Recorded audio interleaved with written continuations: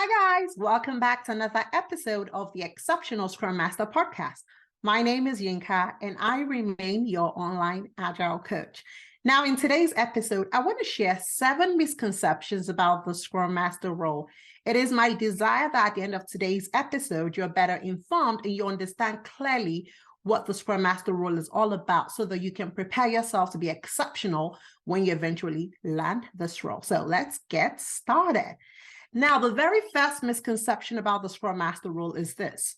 Many people believe that anybody can become a Scrum Master. And I'm sorry to say, this is so far from the truth. Not everyone is equipped for this role. Just like any other role, there are certain things that you need to become in order for you to be successful in this role. And while so many training programs and people out there have proclaimed this role to be super easy, hence the reason why many people want this role, it is not as simple as it is. And I think many of you can attest to this because many people are finding it very difficult to land Scrum Master jobs. Now, I get it that there's recession in the air and all of this kind of stuff, but the reality is that those that are experienced and those that truly understand this role are not lacking jobs. They have jobs. And even if they switch or are in between jobs, they're able to get a job in a short period of time. So the Scrum Master role is not for everybody. You have to understand who you are. You have to understand your personality.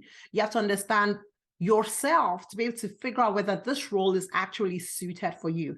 Now, there are a few things I want you to have at the back of your mind as you prepare yourself and decide whether this is the perfect role for you. This role requires people to have experience, right? This is not an entry-level role, as many people have painted this role to be. You need experience to function in this role. Now, I get it that there are Scrum Master certifications out there that literally anyone can go out there and grab. These Scrum Master certifications are not designed for entry-level people. They're designed for people who have experience and are trying to learn a new way of working. Before Agile came into place, right? We had project managers who were used to managing projects, and Agile is a newer way of working. And so people who were already experienced just needed to improve their skill set and get knowledge on this new way of working. And that's why those certifications are crafted to be that way. There is the assumption that you already have experience. There is the assumption that you're already knowledgeable about the software development lifecycle. You have knowledge about managing projects and building products. And so you spending 16 hours or 2 days or whatever time it is for those certifications is just an added, number of hours that you need to spend to learn and understand this new way of working. But if you don't have any type of experience at all, or you're even new to the working space, then there's a lot for you to learn, for you to be able to match up with those who already have the experience. Now, am I saying that you cannot become a Scrum Master? No, but it still remains that not everybody can become a Scrum Master. So you have to really look at your strengths. You have to look at what you're willing to do. Just the same way, not everybody's going to become a medical doctor. Not everybody is going to become a lawyer, even though those careers are out there for us to pursue. There are things that are required for us to be able to get those careers. If you want to be a medical doctor today, there are things that you have to do to earn you that career. Same thing with a Scrum Master. Now, being a Scrum Master might be much easier than becoming a doctor, but it does not negate the fact that you don't need to have certain things. You need leadership skills if you want to be successful in the Scrum Master role. You need to be an exceptional communicator.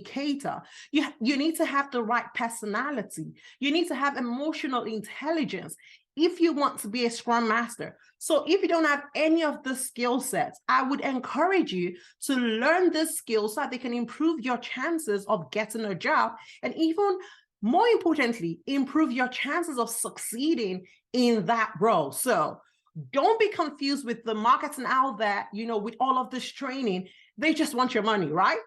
To be successful as a Scrum Master, you need to have certain skill sets that will help you succeed. And so if you're lacking in any of these areas, please, do that job. Spend that time to improve yourself.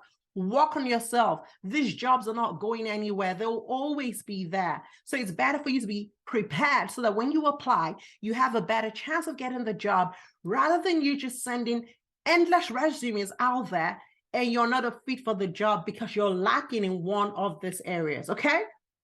I had a question the other day. Somebody asked me, do I even need to have a degree to become a Scrum Master?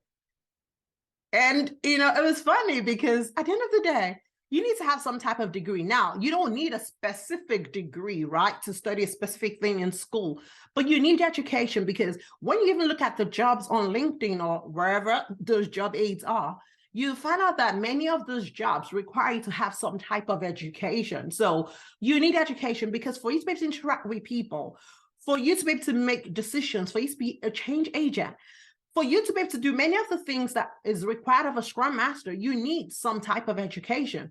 And so education is a requirement in this role. And so these are some of the things that you need to spend quality time trying to understand, what are the things that I need to succeed in this role. So clearly you need the Agile knowledge, but besides the Agile knowledge, you need leadership. You need to improve your communication if you feel like you're lacking in that area. You need to work on your personality. Have an interpersonal skill. How do you relate with people? How are you able to serve people towards a goal? You need to be a servant leader. And all of the skills are things that you can learn.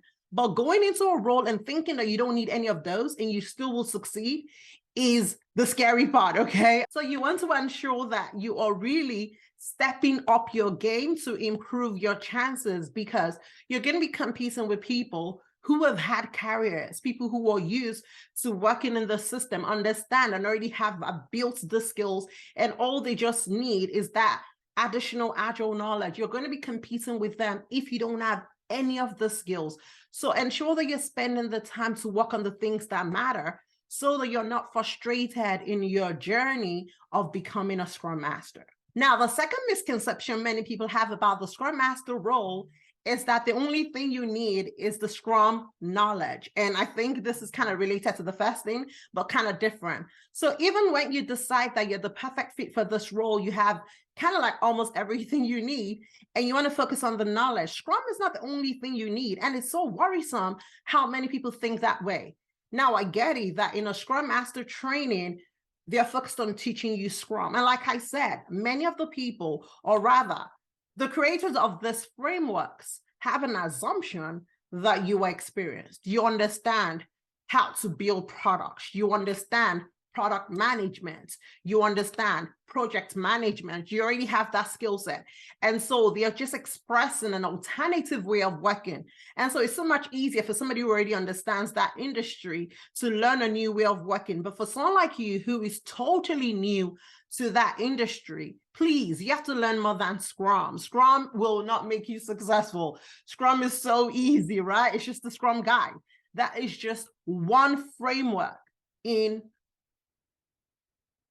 other frameworks that are out there for you to learn. So Scrum is not the only thing for you to learn. You have to learn, everything that makes Agile, every practice out there that would help organizations become faster, that will help organizations reduce their waste, that will help organizations reduce their costs, that will help organizations build the right products, that will help organizations to gain competitive advantage. Every practice, every way of working that would help them achieve that goal is what you need to learn. And so it's much more than Scrum. And that's why you have concepts like Scrum, Kanban, right? That's why you have even scaled concepts like Scrum at Scale, SAFe, because sometimes organizations have multiple people that have to build this big program. How do they have to manage themselves? How do they have to manage dependencies? How are they going to work together to be able to achieve this objective? All of these things are the responsibilities of a Scrum Master. So this misconception of you thinking that Scrum is the only thing you need to learn, I'm sure that if you are in the walks of trying to get yourself a job, I'm sure that you must have discovered that by now, that you are not getting past the first stage if Scrum is all that you know. And so for those of you who probably are just thinking about becoming a Scrum Master, I hope that this episode comes, very handy for you, so that you are able to prepare yourself and understand fully what it means to be a Scrum Master. Now, this third misconception is for those who are current Scrum Masters, but they're new, right? So they're the newbies. There's this misconception that as a Scrum Master, your role is to facilitate Scrum events. And so many times Scrum Masters, when they, get the job, they're just so focused on facilitating, those basic events. That is not the only job you have. Because in all honesty, if that is all that you've been called to be, first of all, you need to question, why should organizations pay so much to just have a facilitator? And the reality is that anybody on your team can actually pick up that role. Now, they might not do it as well as you, maybe not. But it's something that it's easy for them to pick, and they're not really looking for perfection. They're just trying to get through their day, right? And get through those events. And so anybody on the team can literally do that. And if that is your conception about the Scrum Master role, then you are in for a very difficult time, because you're going to have challenges growing. You're going to have challenges, making impact to the organizations that you work for. You're going to find yourself to be very redundant most of the time. And after a while, it's going to be very questionable, the value that you bring to the organization. So, thinking that the Scrum Master role is about facilitating events is far from the truth. You are much more than a facilitator. You are a coach, right? So even though you're a Scrum Master, you are still a coach to your team. So you've got to learn how to be a coach, and a great one at that. What are the skill sets needed to become a coach? You've got to learn how to be a trainer. There'll be many people in your team, many people in your organization that do not really understand Agile. So you will need to be a trainer where you're able to impact knowledge into other people. You will be training multiple teams, multiple individuals at different points in time. You're going to learn how to be a teacher, right? Because you understand Agile, you understand the concept, but you've got to share that with your team so that they also understand and they're on the same page with you, so they're able to do the things that will help them succeed. So you are going to be a trainer and you're going to be a teacher at a different point in time. You're also going to need to be a change agent. You have to look beyond your team at certain times and look at your organization, and how does the way that your organization work affect the goals that they're trying to accomplish? How are they, an impediment to the teams that are doing the work? So you have to, even at some point in time, look beyond your team, look beyond your program, and look at your organization at large. And that requires a lot, because you're going to be dealing with people. Some people are going to be resistant to change. Some people are not going to welcome you, but you're going to have to learn how to be diplomatic and get through all of this office politics to be able to help the organization truly be where they want to be. And that's beyond facilitating. That requires you to have confidence. That requires you to be knowledgeable. That requires you to be a true leader. That requires you to be an excellent communicator. That requires you to have interpersonal skills, for you to have social skills, to know how to get along with people. That requires you to have a lot. And so thinking that you're just going to be a facilitator, might keep you for a few months, but it can't keep you, in the long term. You're going to become very obsolete quickly because you don't know how to add value and where to add value. So a Scrum Master role is truly more than a facilitator. There are so many stances of a Scrum Master, and depending on the situation that you find yourself, you might need to wear a hat for a certain situation. Okay. Now, the fourth misconception that many people have about the Scrum Master role is that the Scrum Master doesn't have to be technical. And now I know that this is very controversial. And I think the reason is because when we think about technical, we think that we're requiring the Scrum Master to know how to do the work that the team is doing, right? So for example, if you are supporting a software team, you need to be a developer, or you need to be a UX designer, or you need to be a tester, or that kind of stuff. Or even if you're supporting another type of team, you need to be able to know exactly what they're doing. And I think that is not really what people mean, or anyway, that is not what I mean in today's video. Let me speak for myself.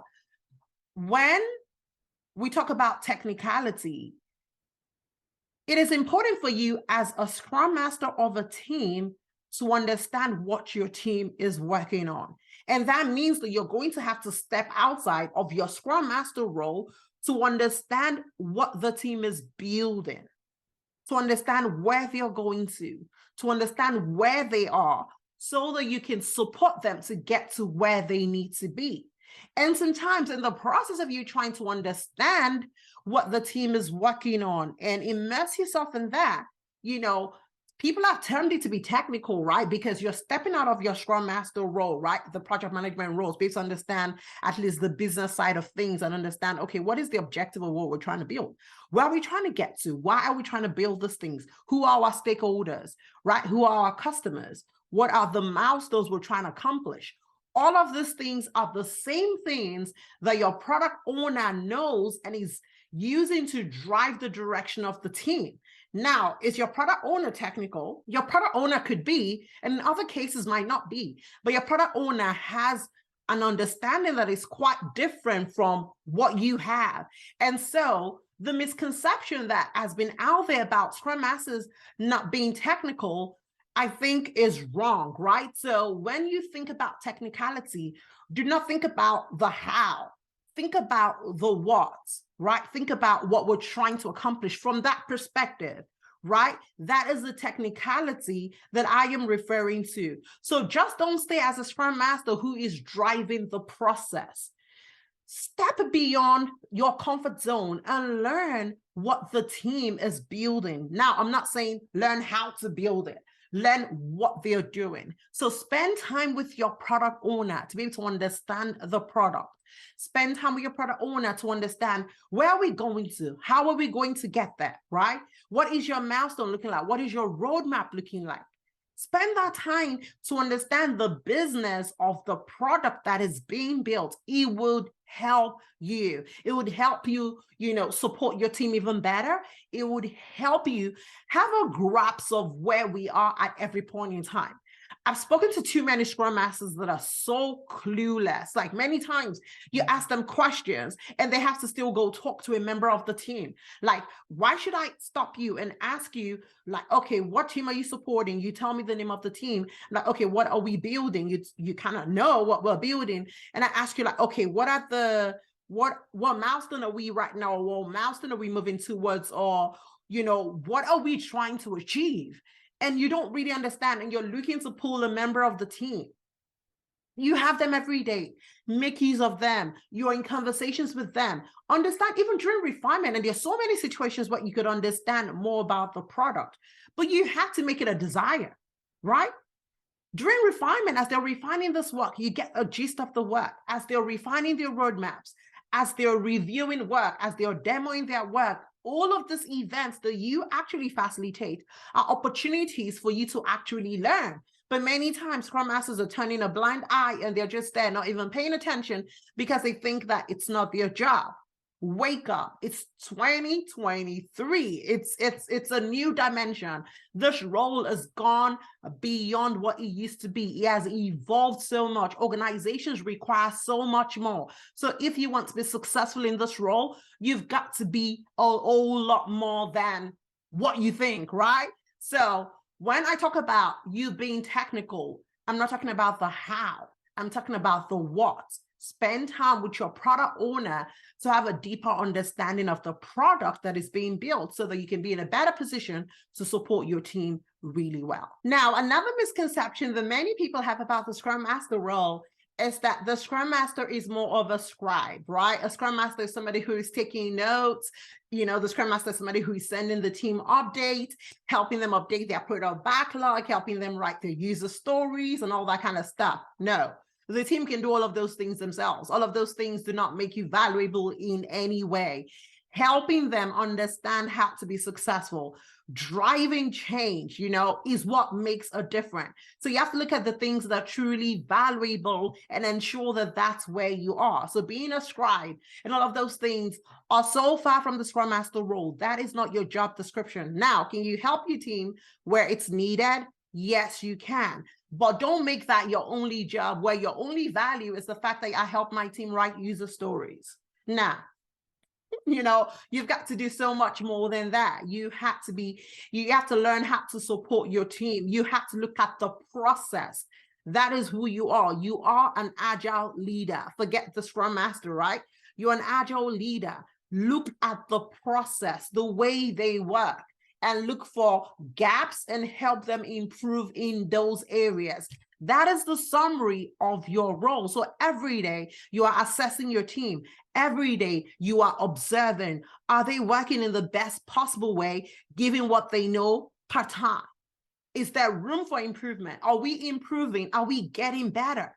Are we focused on the right things? Are we delivering value? Or are we just busy doing things?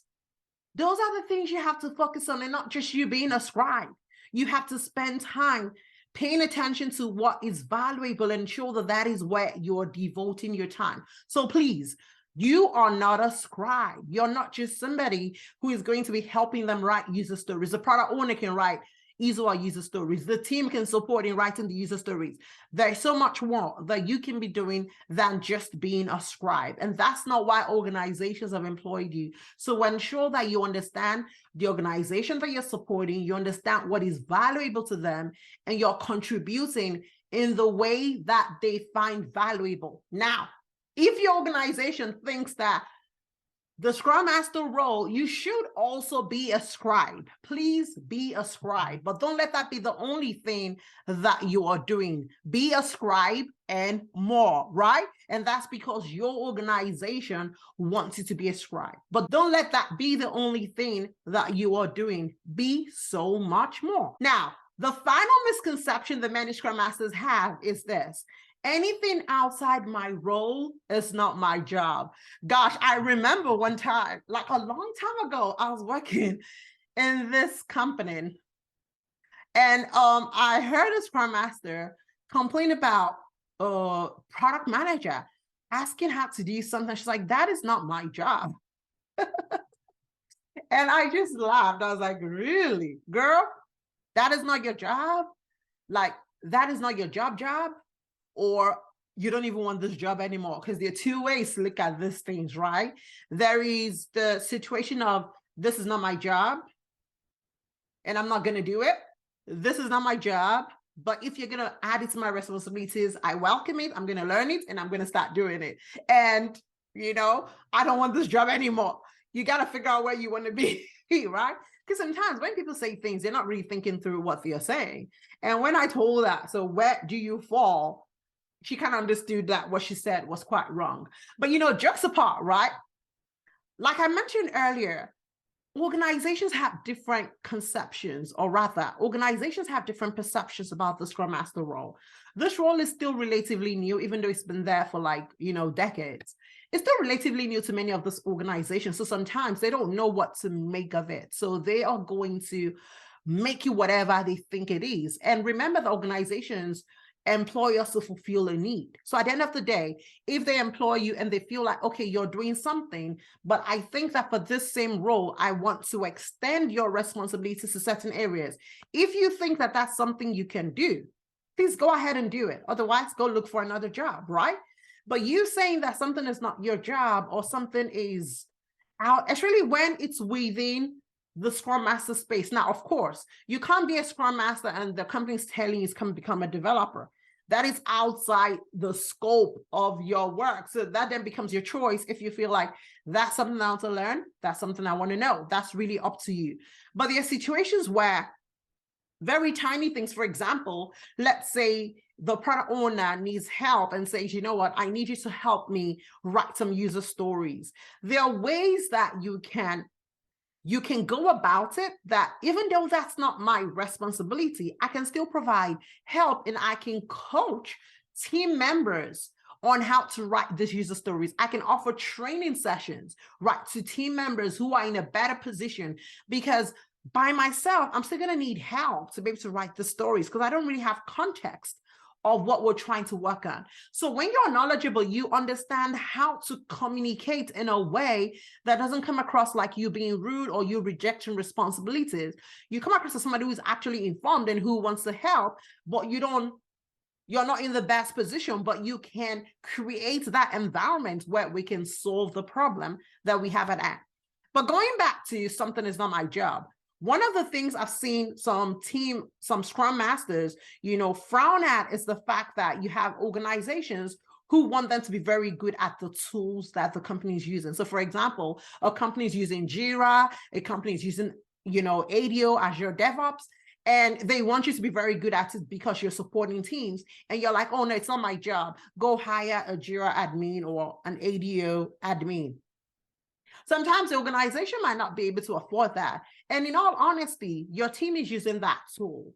You need to know how to use those tools. So you saying that it's not your job does not even make sense, honestly, because you're going to be using the tool. Your team will come to you for help if they don't know how to use the tool.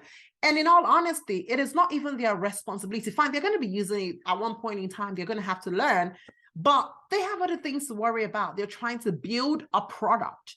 You are trying to help them be great at a process. The tool is a way of working. So at the end of the day, when we're trying to figure out like, where does this fall in? It actually falls on your lap because you're the one who's trying to help us improve the way we work.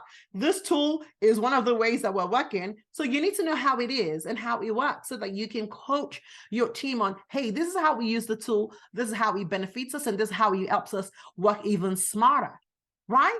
So please don't be so quick to say it's not your responsibility. Learn to be professional, right? Learn to understand, and even make it an habit to learn new things. Everything you learn becomes a part of you. Nobody's going to take that away from you. So don't be so quick to say no to things or shy away from things or run away from things. You don't know whether that one thing would actually even improve your chances of keeping a job or even get another job.